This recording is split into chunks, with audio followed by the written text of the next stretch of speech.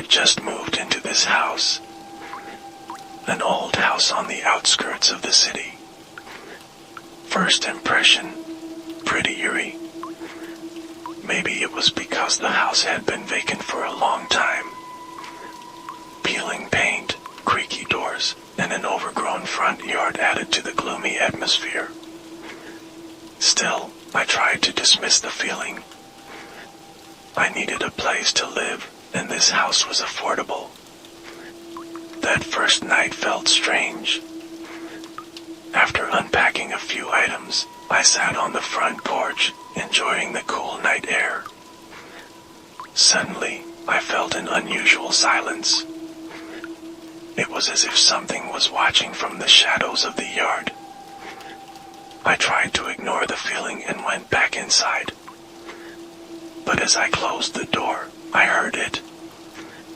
Footsteps, slow but distinct. At first, I thought it was just the wind rustling the leaves. But no, the sound was too regular for that.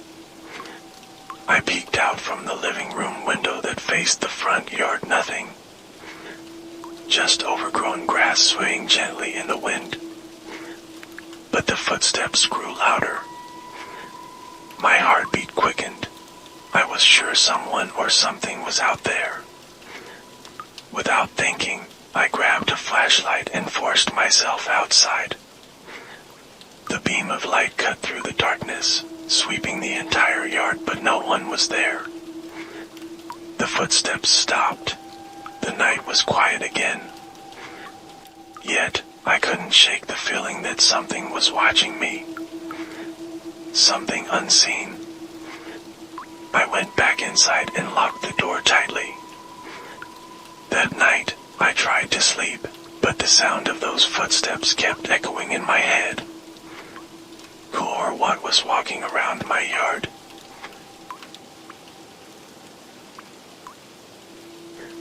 The next morning, I tried to brush off the strange event.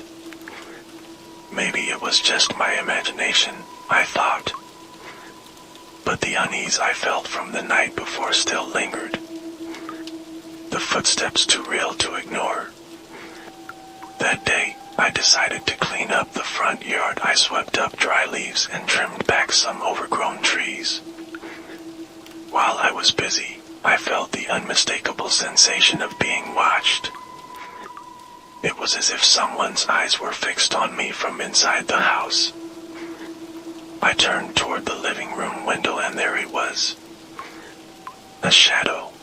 I only caught a glimpse, just a pair of dark eyes, but when I focused on it, the shadow was gone.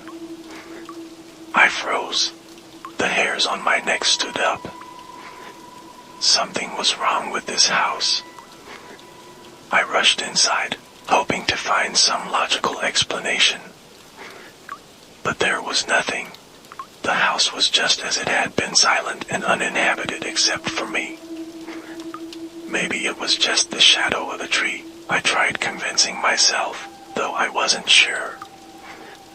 That night, I tried to calm down. I turned on the TV in the living room to create some noise, hoping to chase away the creeping fear that had settled in my chest. But around 11 o'clock, it happened again. Footsteps. The same sound as the previous night. This time louder, closer. I held my breath, hoping it was just the wind or maybe an animal. But the steps were too deliberate, and they were heading toward the living room window where I was sitting. With growing dread, I slowly turned toward the window. Behind the fogged-up glass, I saw something that made my heart stop for a moment. A shadowy figure, standing still outside the window. The figure didn't move. I couldn't make out its face clearly because of the darkness, but there was something terrifying about its presence. It was as if a cold aura filled the entire room. Slowly, the figure moved closer to the window. I couldn't move, paralyzed by a deep, primal fear. I wanted to scream, but my voice was caught in my throat. My heart raced, and my breaths came in short gasps. The figure stopped right in front of the window, just inches from the glass. I could feel its gaze, even though its face remained blurred in the darkness. Suddenly, the figure vanished. The footsteps that had been so loud disappeared in an instant. The silence of the night returned. I sat there, trembling. Had I just seen a ghost? Or was it just my mind playing tricks on me? I couldn't sleep that night. Every time I closed my eyes, the image of the shadow at the window came back. I began to feel like something was stalking me, waiting outside. I didn't know what it wanted, but I knew one thing: this wasn't going to end easily. The next day, I decided I had to find out more about this house. I called the previous owner to ask about its history, but they seemed reluctant to talk. That house has its own history, they said before quickly hanging up. What did they mean? What had happened here before I moved in? Why did I feel such a strong presence, yet no one told me anything about this place? The following nights became even stranger. Every night, I heard the same footsteps, and every time I peeked out the window, I saw that same shadowy figure. Always standing in the same spot, always looking at the house. It was as if it wanted to tell me something, but I couldn't understand what. Slowly, I began to feel trapped in this house. Every time I stepped outside, I felt like I was being watched, not just by the shadow, but by something bigger and darker.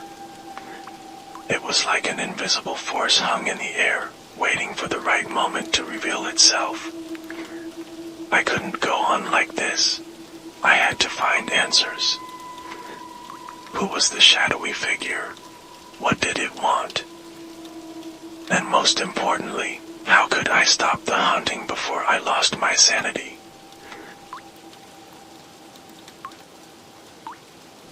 I couldn't hold back anymore. Early the next morning, I headed to the city library to find out more about the history of my house. I had to know what I was dealing with. Searching the internet hadn't helped much, but I hoped the city archives would provide some answers. After several hours of searching, I finally came across an old newspaper article detailing a tragic incident that had occurred at my house. The article mentioned a woman named Vulsteri, who was found dead under mysterious circumstances in the front yard about 20 years ago. Her body was discovered frozen under a large tree, her face staring straight at the house, with an expression of inexplicable terror. The police found no signs of foul play, and her cause of death remained a mystery. The article also mentioned that after the incident, several of the house's owners had experienced strange occurrences: footsteps, shadowy figures in the yard. Some people even believed that Vulsteri's spirit still haunted the place, unable to leave because of her untimely death. Reading that article made my skin crawl. Was the shadow I had seen at the window Vulsteri? What had really happened to her? Why was her spirit still here? I returned home feeling anxious. As soon as I got back, I felt something had changed. The air around the house felt heavier, as if something was lurking. And when night fell, the footsteps returned, this time louder and closer. I knew I had to do something, but I didn't know where to start.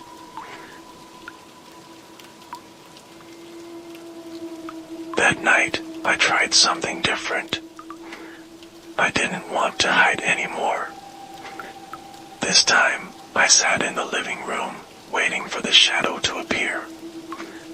I wanted to get a clearer look, to find out what it wanted. Around midnight, the footsteps came again, But this time, they weren't alone. There were more footsteps, coming from all around the front yard, as if several people were walking around the house. I turned off the living room lights, hoping to see more clearly from the darkness. My heart pounded, and cold sweat dripped from my forehead. And when I turned to the window, I saw them not just one shadow, but several figures standing in the yard. They didn't move, just stood still, facing the house. I froze in place. What was happening? Who were they? I tried to make sense of the situation, but my mind couldn't process what I was seeing. They didn't move, as if waiting for something.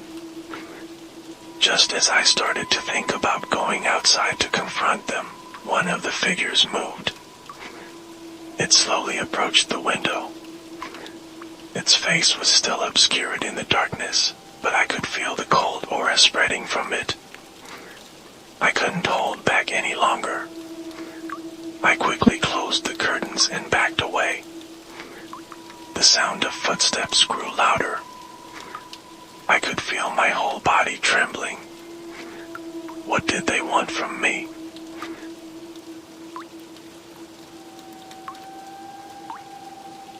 I woke up in the middle of the night, drenched in cold sweat. Around me, the air felt heavy, and there was a stench, an overwhelming, metallic smell, like blood that had long been left to rot. I held my breath, trying to suppress the nausea that was rising. The smell was coming from outside the yard. I knew I couldn't ignore this any longer. Carefully, I opened the front door and stepped into the yard. The sun had not yet risen, and there was only darkness surrounding me. But the stench grew stronger, as if something had been buried in the yard. With my flashlight in hand, I began to search the front yard. The smell grew more intense as I approached the large tree near the fence. There was something strange beneath the tree. The soil looked darker, as if it had recently been disturbed. Without thinking, I began to dig with my bare hands, even though my heart was filled with dread. And that's when I found something horrifying. A blood-soaked cloth, long dried, buried under the ground. I immediately stepped back, my heart pounding. The cloth seemed to belong to someone. Was it Osteries? Was this why she couldn't leave? In the midst of my confusion, a scream suddenly pierced the air. A high-pitched, chilling scream, echoing throughout the yard. The sound was coming from inside my house.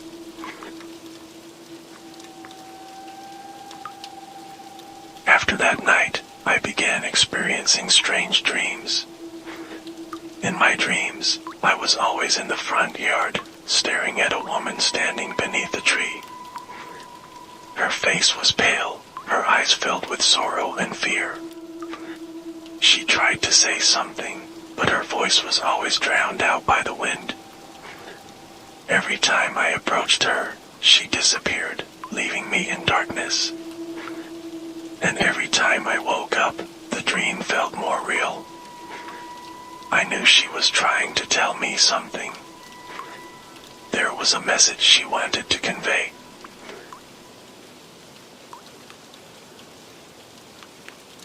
The next night, I tried to sleep again. This time, I heard a whisper in my ear. The woman's voice whispered, "Help me. I can't leave." I woke up trembling. I knew this wasn't just a dream. Osteries was trying to communicate with me from the other side. I had to find a way to free her.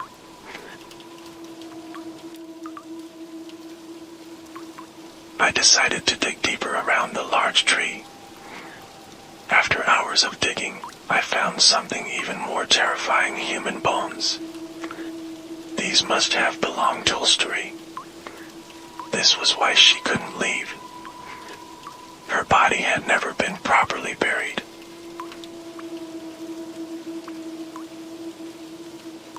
I city to help release Lesturi's spirit. He said the spirit was trapped between worlds due to her tragic death. We performed a simple ritual in the front yard, at the place where Lesturi's body was found. That night, I saw Lesturi's shadow for the last time. She stood beneath the tree, smiling with a peaceful expression. And then, she disappeared.